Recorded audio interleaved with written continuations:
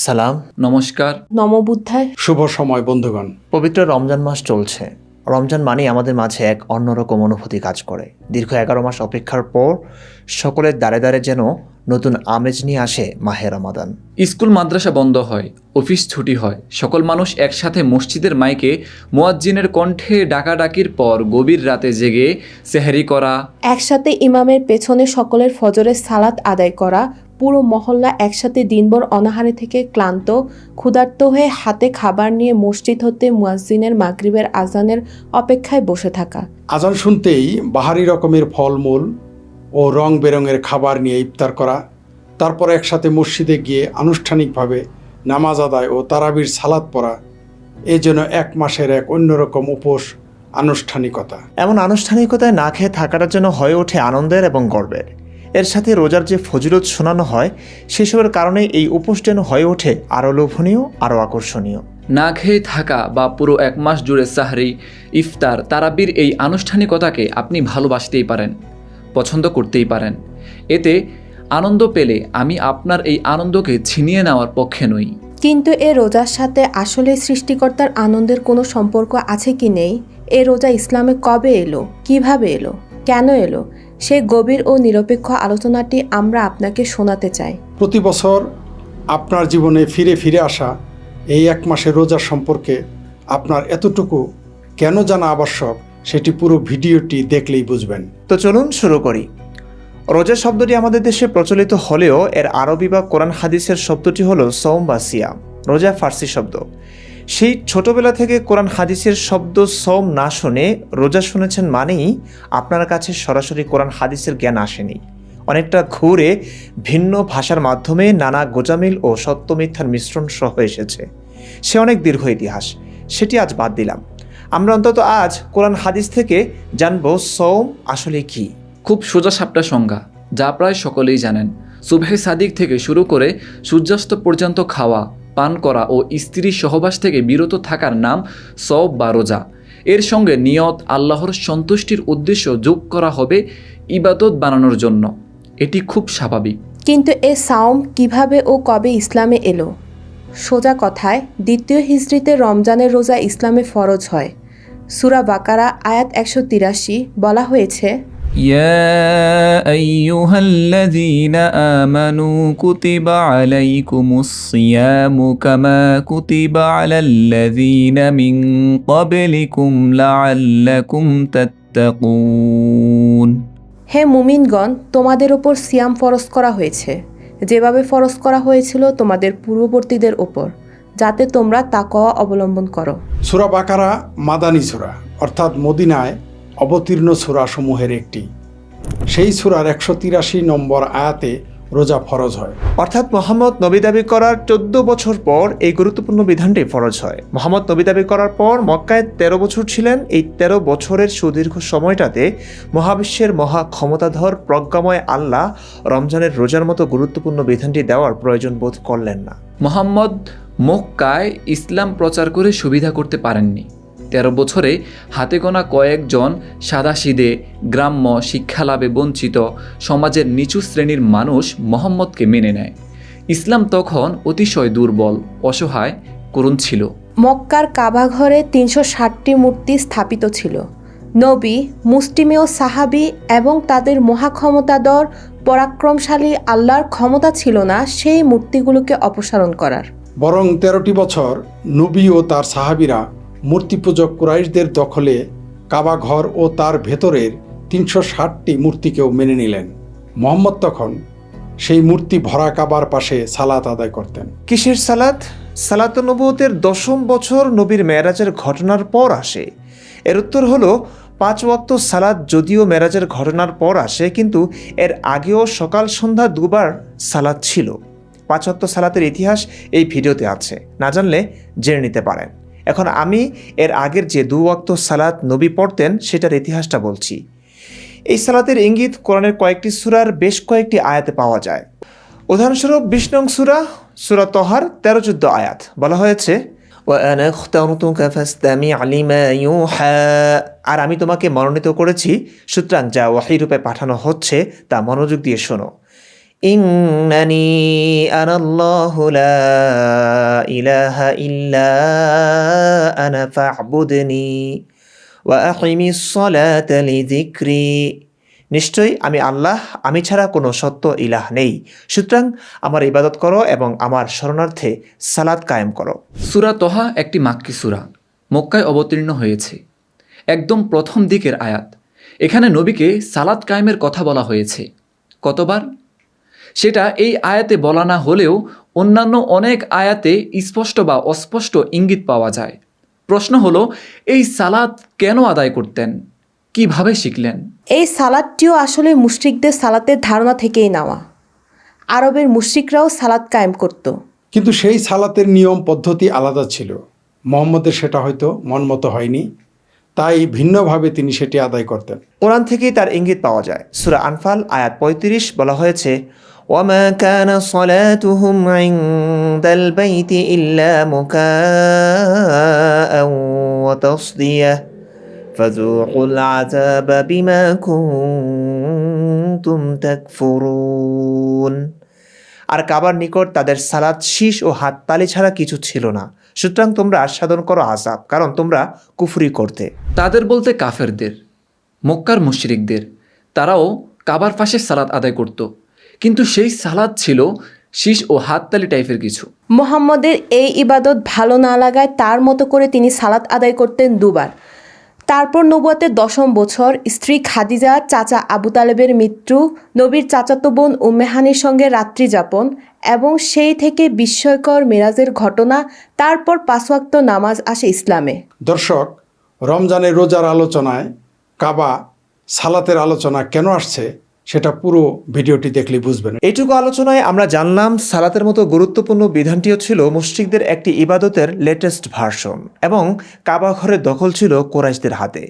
এবং এই কাবা ঘরের চারপাশে নগ্ন হয়ে তাওয়াফ বা প্রদক্ষিণ, তাদের শিশু হাততালি টাইপের সালাত মোহাম্মদের ভালো লাগেনি, সেটা বলাই বাহুল্য। এই কারণে কি তিনি চেয়েছিলেন এই কাবা ঘরের দখল নিয়ে তার মতো করে ইবাদত করবেন, তার নিজস্ব ধর্মের ছায়াতলে নিয়ে আসবেন সকলকে? চলুন সামনে এগোই। তারপর মোহাম্মদ সাল্লাল্লাহু আলাইহি সাল্লাম মক্কা ছেড়ে মদিনায় হিজরত করতে বাধ্য হন। রাগ ছিল, ক্ষোভ ছিল, এটাও স্বাভাবিক। হিজরতের 2য় বর্ষে রমজানের রোজা ফরজ হয়। রোজা নয়, রোজা আগেও ছিল। এমনকি মক্কায় থাকাকালীনও রোজা রেখেছেন নবী। কিসের রোজা?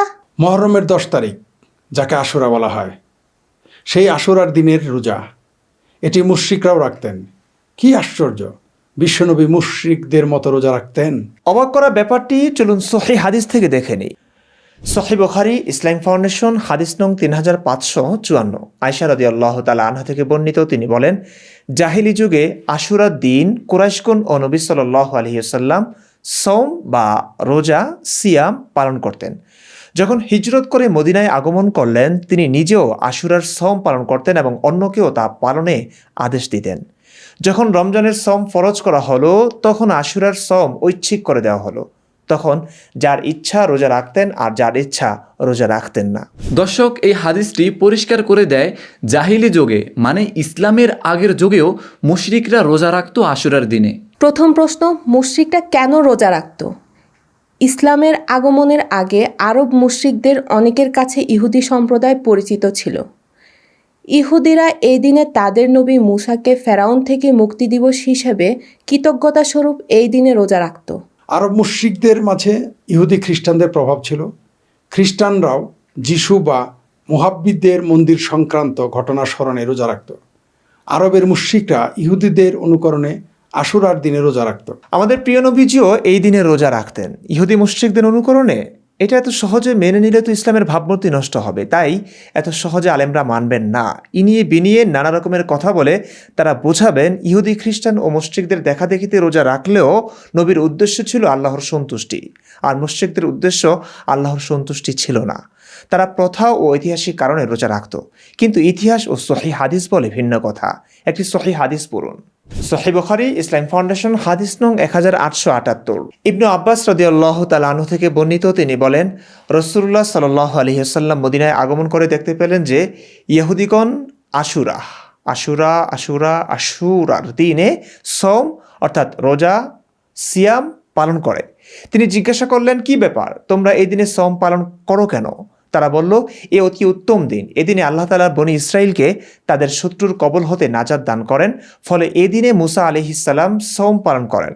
রাসূলুল্লাহ সাল্লাল্লাহু আলাইহি ওয়াসাল্লাম বললেন, আমি তোমাদের অপেক্ষা মুসার অধিক নিকটবর্তী। এরপর তিনি এদিনে সওম পালন করেন এবং সওম পালনের নির্দেশ দেন। আরেকটি হাদিস দেখি, সহিহ বুখারী ইসলামিক ফাউন্ডেশন, হাদিস নং 1879। আবু মুসা রাদিয়াল্লাহু তাআলা আনহু থেকে বর্ণিত, তিনি বলেন, আশুরার দিনকে ইহুদিগণ ঈদ মনে করত। নবীজি সাল্লাল্লাহু আলাইহি সাল্লাম বললেন, তোমরাও এই দিনে সওম পালন করো। দর্শক, হাদিসটি মনোযোগ দিয়ে শুনেছেন বলে বিশ্বাস করি। এখানে স্পষ্ট নবী মদিনায় গিয়ে ইহুদিদের আশুরার দিন রোজা রাখতে দেখে কৌতূহলী হয়ে জিজ্ঞাসা করলো, কি ব্যাপার, মানে তোমরা এই দিনে সাওম পালন করো কেন? তখন ইহুদিরা তাদের এই দিনে রোজা রাখার প্রেক্ষাপটটি বলল যে তাদের নবী মুসা ফেরাউন থেকে মুক্তি পেয়েছেন, সমুদ্র পার হয়েছেন ইত্যাদি, তাই কৃতজ্ঞতা স্বরূপ রোজা রাখা হয়। প্রশ্ন হলো, নবী তো মক্কায় থাকাকালীন আশুরার দিনে রোজা রেখেছেন মুশরিকদের দেখা দেখিতে। মুশরিকরা একই দিনে ইহুদিদের অনুকরণেই রোজা রাখত। তো নবীর তো জানা থাকার কথা ছিল যে এই দিনে রোজা কেন রাখা হয়, বা আগে তিনি কেন রেখে এসেছেন। জানলে আবার জিজ্ঞেস করলেন কেন, অবাক হলেন কেন? স্পষ্ট বোঝা যাচ্ছে প্রিয় নবীজি মক্কায় কিসের রোজা রেখেছেন, কেন রেখেছেন কিছুই জানতেন না। জাস্ট অন্যরা করছে তো আমি বাদ যাবে কেন, এমন টাইপ। আরেকটু ক্লিয়ার করি, একটি সহিহ হাদিসে আছে রমজানে নাকি জিবরাইল আলাইহিস সালাম প্রতিদিন নবীর কাছে আসতেন এবং তাকে কোরআন শোনাতেন। তার মানে নবীর সাথে জিবরাইলের আসা যাওয়া অব্যাহত ছিল। তো সেই নবীর ইহুদিদের কাছ থেকে কেন জেনে নিতে হবে আশুরার দিনের রোজার প্রেক্ষাপট? জিবরাইলের কাছ থেকেই জেনে নিতে পারতেন তিনি, তার তো নিজস্ব একজন জিবরাইল ছিলেন। এমন গুরুত্বপূর্ণ কথাটি না জানালে আর কি বা জানাতেন জিবরাইল? শুধু নবীর কার সাথে কোথায় বিয়ে হয়েছে, কাকে বিয়ে করতে হবে, এসবই কি জানাতেন জিবরাইল? হিসেব মিলছে না আসলে। যা হোক, একে অপরের দেখা দেখিতে আমরাও ছোটবেলায় কম লাফাইনি। হিন্দুদের পূজা দেখলেও দৌড় দিতাম, হোলি খেলায়ও গায়ে রং মাখাতাম। এটা তো খারাপ কিছু না। পশু পাখির বাচ্চারা মায়ের চারপাশে ঘুরঘুর করে, মা যেদিকে যায় বাচ্চারাও সেদিকে যায়, এসব দৃশ্য তো অত্যন্ত চিত্তাকর্ষক। ইসলাম সর্বশেষ ধর্ম, এর আগে অনেকগুলো ধর্ম ছিল। ইসলামের নবী সেসব ধর্ম ও তার বিধান দেখে দেখে সেগুলোর পিছনে ছুটতেন। এখানে সমস্যার কিছু নেই।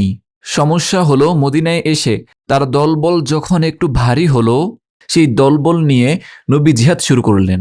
ভয় ও আতঙ্ক বিরাজ করছিল। ধীরে ধীরে মানুষ ইসলামে দীক্ষিত হতে শুরু করলো। তখন নবী চাইলেন তার ধর্মই রাজ করুক, তার ধর্ম স্বতন্ত্র ধর্ম হোক, অন্য ধর্মের কপি না, অন্য ধর্মের অনুগামী না, ইসলামই হোক একমাত্র ধর্ম। তখন থেকেই নবী ইসলামের বিধানগুলোকে স্বতন্ত্র রূপ দিতে শুরু করলেন। আশুরার রোজা যদিও এতকাল ইহুদি ও মুশরিকদের দেখা দেখিতে একটা পালন করে আসছিলেন, এখন তিনি ইহুদিদের সাথে, বিধর্মীদের সাথে যেন হুবহু মিলে না যায় সেই ব্যবস্থা করলেন। কি সেই ব্যবস্থা? চলুন হাদিস থেকে জানি। সহিহ ইবনে খুজাইমা হাদিস নং 2095, সুমু আশুরা ও খালিফু ফিহিল ইয়াহুদা সুমু ক্বাবলাহু ইয়াওমান ও বা'দাহু ইয়াওমান। তোমরা আশুরার দিন রোজা রাখো এবং তাতে ইহুদিদের বিরোধিতা করো। আশুরার আগে একদিন বা পরে একদিন রোজা রাখো। এই কথাগুলো চলুন আমাদের প্রিয় আহমদুল্লাহ সাহেবের মুখ থেকে শুনি। মুসা আলাইহিসসালামের প্রতি আল্লাহর অনুগ্রহ নাজিল হয়েছে এই দিনে, সেই উপলক্ষে তোমরা যদি শুকরিয়া আদায় করে আল্লাহর কাছে রোজা রাখো, তাহলে আমাদের রোজা রাখার অধিকার আরো বেশি। এই নবী সাল্লাল্লাহু আলাইহি ওয়াসাল্লাম তখন সাহাবা একরামকে বললেন যে তোমরাও কি করবে, আশুরার দিনে রোজা রাখবে, তবে ইহুদিদের সঙ্গে ব্যতিক্রম করবে। ইহুদিদের সঙ্গে কি করবে? ব্যতিক্রম করবে। আর ব্যতিক্রমটা হলো এই যে তারা একটি রোজা রাখে, আমরা দুইটা রাখি। তারা রাখে শুধু আশুরার দিনে, আমরা রাখবো তার সাথে আরেকটা রোজা যোগ করে। এই আরেকটা রোজা যোগের ব্যাপারে কোনো কোনো বর্ণনা আসছে একটা আগে অথবা একটা পরে, অর্থাৎ 9-10 অথবা 10-11। আশুরা তো 10 তারিখের রোজা, তার সাথে একটা আগে অথবা পরে যে কোনো একদিন একটা রোজা যোগ করে হয় 9-10 আর না হয় 10-11 রাখার জন্য বলা হয়েছে। দর্শক, নবী চাইছিলেন না ইহুদিদের সম্পূর্ণ কপি হয়ে যাক আশুরার দিনের রোজাটি, তাই এই ব্যবস্থাটি করলেন। এই রকমের চিন্তা নবী করতে হয়তো বাধ্যই হয়েছিলেন তার আশেপাশের সরল সহজ উগ্র সাহাবীদের জন্য। অন্য ধর্মের সাথে মিলে গেলে যেন সমস্যা, এমনই মনে করতেন সাহাবীরা। সহিহ মুসলিম হাদিস একাডেমি হাদিস নং 2556 থেকে তাই বোঝা যায়। আব্দুল্লাহ ইবনে আব্বাস রাদিয়াল্লাহু তাআলা আনহু থেকে বর্ণিত, তিনি বলেন, রাসূলুল্লাহ সাল্লাল্লাহু আলাইহি ওয়াসাল্লাম যখন আশুরার দিন সিয়াম পালন করেন এবং লোকদের সিয়াম পালনের নির্দেশ দেন, তখন সাহাবীগণ বললেন, ইয়া রাসূলুল্লাহ, ইয়াহুদ এবং নাসারা এই দিনের প্রতি সম্মান প্রদর্শন করে থাকে।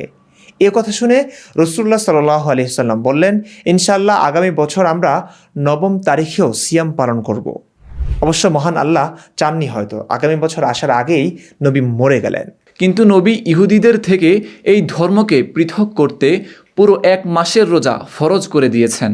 তারপর থেকে আর আশুরার দিনের রোজা আবশ্যক থাকেনি, ঐচ্ছিক হয়ে গেল।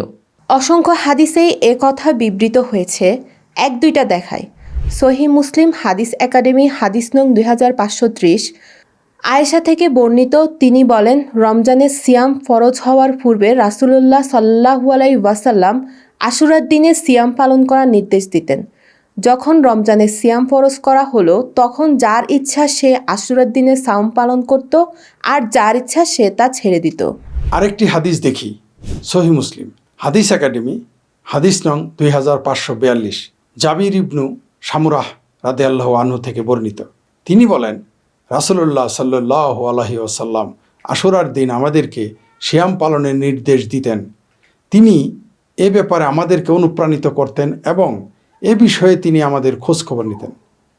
কিন্তু যখন রমজানের সিয়াম ফরজ হলো, তখন তিনি আমাদেরকে আদেশও করেননি, বাধ্যও করেননি এবং কোনো খোঁজ খবর আর নেননি। জি, চারদিকে এত সম রব এসব সবাই পালন করে মহান হয়ে যাচ্ছে, অন্য ধর্ম মহান হয়ে যাচ্ছে, তাই নবী 1 মাসের সওম জারি করে দিলেন উম্মতে মুহাম্মদের জন্য। এখানেও তিনি ইহুদিদের রোজা ও ইসলামের রোজার মাঝে পার্থক্য করতে একটু আলাদা করে দিলেন। মিশকাতুল মাসাবিহ হাদিস নং 1983।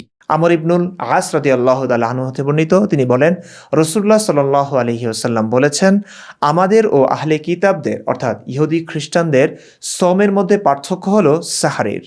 অর্থাৎ ইহুদি খ্রিস্টানরা তাদের রোজায় সেহরি খেত না, তাই নবী মুসলিমদের সেহরি খাওয়ার নির্দেশ দিয়ে হুবহু কপিপাজ থেকে নিজের নাম মোছালেন এবং ইসলামকে একটি স্বতন্ত্র ধর্ম হিসেবে প্রতিষ্ঠিত করবার চেষ্টা করলেন।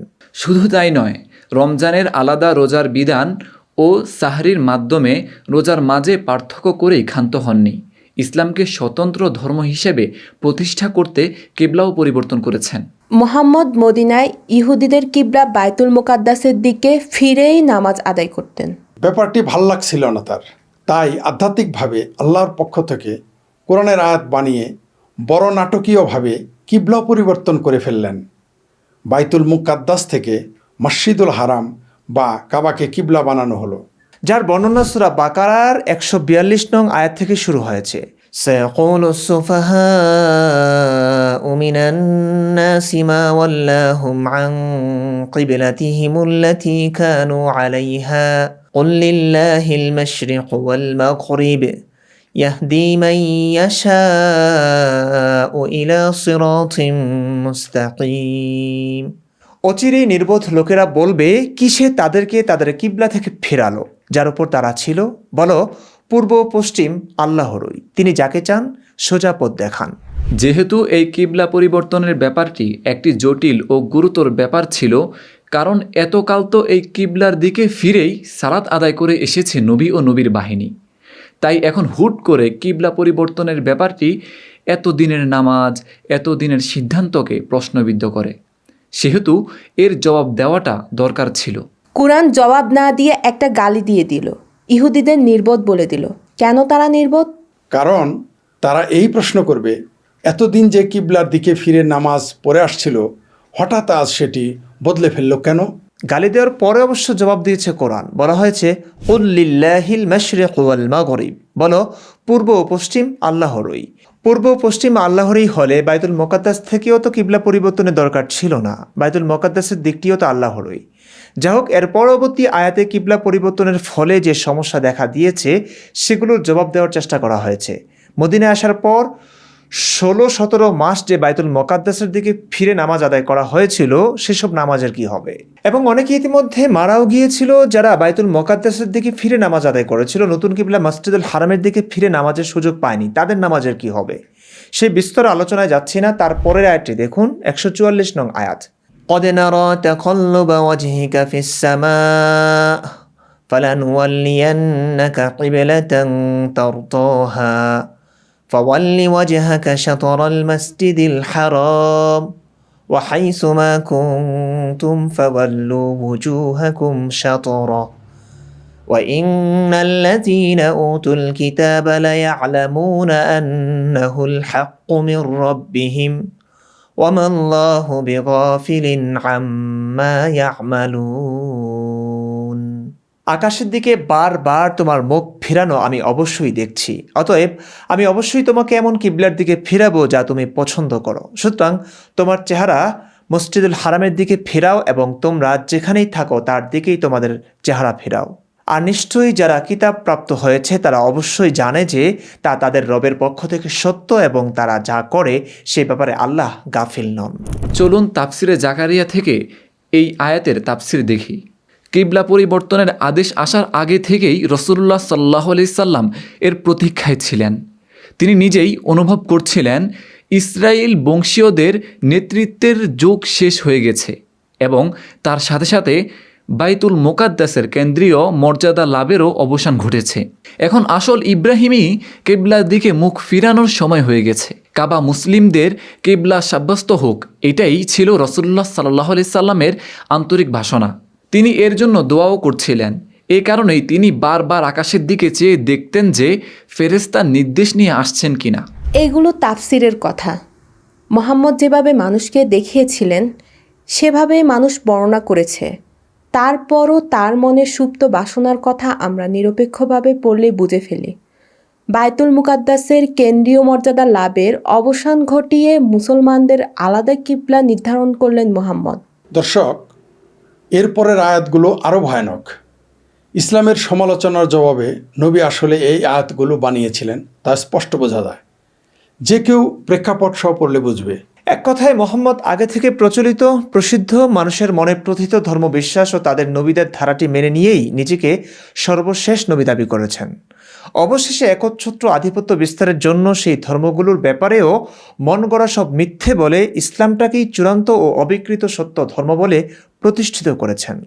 কিন্তু রমজানের সব আয়াত ও হাদিস একত্রিত করলে হিসেব কোনোভাবেই মেলানো যায় না। স্পষ্টত বোঝা যায় এটি মুহাম্মদের বানানো ধর্মেরই একটি প্রয়োজনীয় উপকরণ মাত্র। রোজার পন্থা পদ্ধতিতেও বারবার পরিবর্তন এসেছে, যেটি কোরআনের প্রকৃতির সাথে যায় না। বাকারার 187 নং আয়াতটি পড়লেই বোঝা যাবে।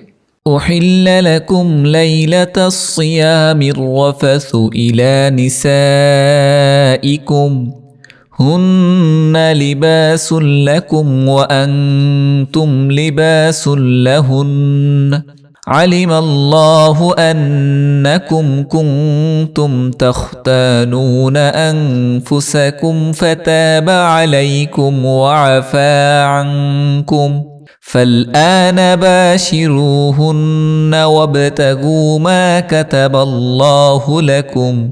সিয়ামের রাতে তোমাদের জন্য তোমাদের স্ত্রীদের নিকট গমন হালাল করা হয়েছে। তারা তোমাদের জন্য পরিচ্ছদ এবং তোমরা তাদের জন্য পরিচ্ছদ। আল্লাহ জেনেছেন যে তোমরা নিজেদের সাথে খিয়ানত করছিলে, অতঃপর তিনি তোমাদের তওবা কবুল করেছেন এবং তোমাদেরকে ক্ষমা করেছেন। অতএব এখন তোমরা তাদের সাথে মিলিত হও এবং আল্লাহ তোমাদের জন্য যা লিখে দিয়েছেন তা অনুসন্ধান করো। এই আয়াতের মানে কি? রোজা অবস্থায় রাতের বেলা স্ত্রী সহবাস হালাল করা হয়েছে। তার মানে এটি আগে হারাম ছিল। তারপর কোনো এক প্রেক্ষাপটে এই বিধান সাহাবাদের জন্য কষ্টকর ছিল বলে হালাল করা হয়েছে। সেই প্রেক্ষাপট কি তা তাফসির পড়লেই বোঝা যাবে।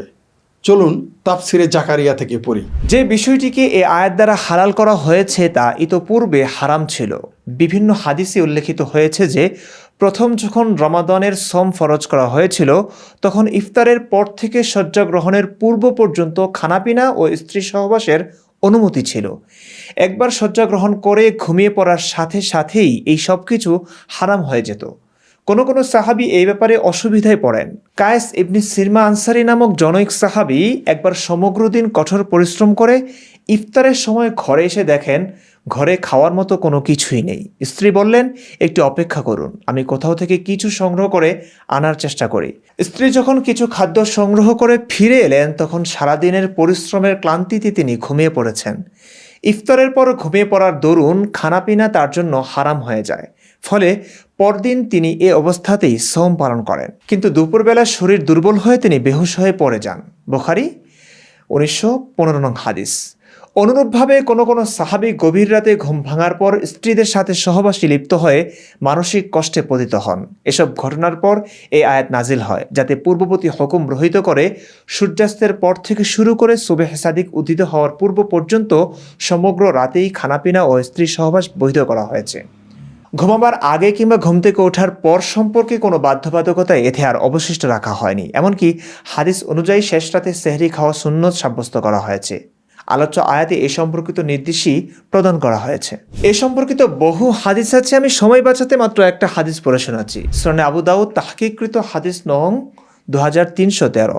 ইবনু আব্বাস রাদিয়াল্লাহু তাআলা আনহু থেকে বর্ণিত, আল্লাহর বাণী, হে ঈমানদারগণ, তোমাদের উপর সিয়াম পালন ফরজ করা হয়েছে যেমন ফরজ করা হয়েছিল তোমাদের পূর্ববর্তী উম্মতদের উপর।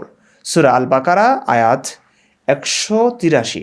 নবী সাল্লাল্লাহু আলাইহি সাল্লামের সময় ইসলামের প্রথম যুগে লোকেরা যখন এশার সালাত আদায় করত, তখন থেকে তাদের উপর খানাপিনা ও স্ত্রী সহবাস হারাম হয়ে যেত এবং তারা পরবর্তী রাত পর্যন্ত সওম পালন করত। কিন্তু এক ব্যক্তি নফসের উপর খেয়ানত করে তার স্ত্রীর সাথে সহবাস করে ফেলে, অথচ সে এশার সালাত আদায় করেছে, কিন্তু তখনও সে পূর্বের সওমের ইফতার করেনি। এমত অবস্থায় মহান আল্লাহ যেসব সাহাবী এ অন্যায় লিপ্ত হয়নি তাদের প্রতি সহনশীল ও কল্যাণ প্রদর্শনের ইচ্ছা করলেন এবং বললেন, আল্লাহ জানেন তোমরা নিজেদের নফসের সাথে খেয়ানত করেছিলে।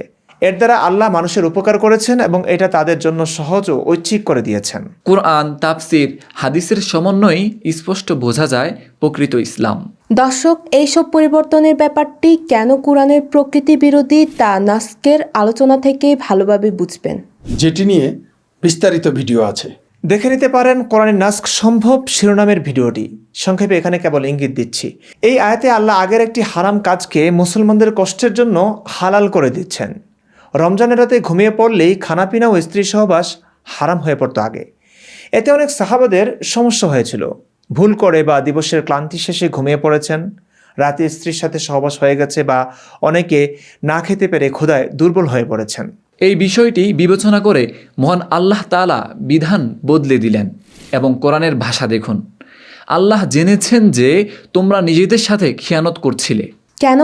আল্লাহর তো আগে থেকেই জানার কথা যে তার বান্দারা স্ত্রী সহবাস ছাড়া থাকতে পারবে না, বা রাতের বেলায়ও উপোস থাকা তাদের জন্য কঠিন হয়ে যাবে।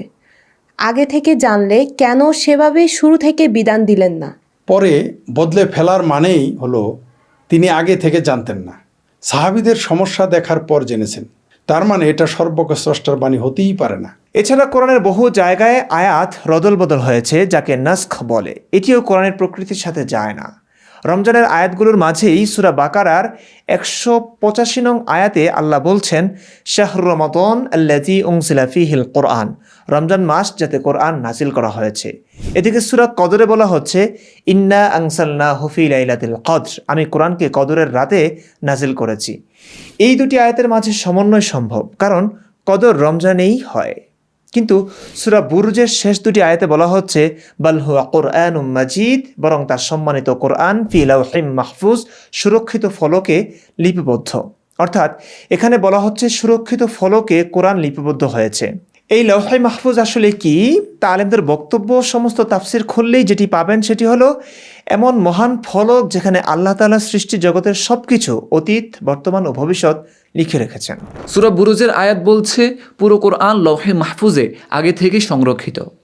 সূরা কদর বলছে কোরআন কদরের এক রাত্রিতে অবতীর্ণ হয়েছে। বাকারার 185 নং আয়াত দ্বারা বোঝা যাচ্ছে রমজানে কোরআন অবতীর্ণ হয়েছে। কিন্তু বাস্তবতা হচ্ছে কোরআন 23 বছরের নবুয়াতি জীবনে ধাপে ধাপে অল্প অল্প করে প্রয়োজন ও প্রেক্ষাপট অনুযায়ী নাজিল হয়েছে। প্রশ্ন হলো, যে কোরআন আসমান জমিন সৃষ্টির 50,000 বছর আগেই লৌহে মাহফুজে লেখা আছে, সেই কোরআনে যদি জিব্রাইল মুহাম্মদের কাছে নিয়ে আসেন, তাহলে সেখানে রদ বদল কেমনে হয়? মানুষের অবস্থা পরিবর্তনের ফলে কোরআনের আয়াতগুলোর পরিবর্তন কেমনে হয়? সমস্যার শেষ নেই।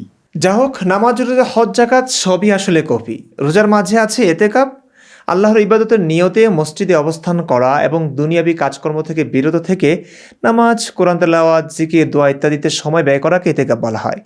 এই এতেকাবটিও ইসলাম কপি করেছে। ইসলামের আগে জাহিলি যুগেও ইতিকাফের প্রচলনটি ছিল, যার প্রমাণ মেলে সহিহ হাদিস থেকে। সহিহ বুখারী ইসলামিক ফাউন্ডেশন হাদিস নং 1904। ইবনু ওমর রদিয়াল্লাহু তাআলা আনহু সূত্রে বর্ণিত যে ওমর রদিয়াল্লাহু তাআলা আনহু নবী সাল্লাল্লাহু আলাইহি সাল্লামকে জিজ্ঞাসা করেন যে, আমি জাহিলিয়া যুগে মসজিদুল হারমে এক রাত ইতিকাফ করার মানত করেছিলাম। তিনি উত্তরে বললেন, তোমার মানত পুরা করো। ওমর জাহেলি যুগে যখন অমুসলিম ছিল তখন মসজিদুল হারামে ইত্তিকাফের মানত করেছিলেন। এতে বোঝা যায় ইত্তিকাফ এবং মানত এসবের প্রচলন ইসলামের আগে জাহেলি যুগেও ছিল।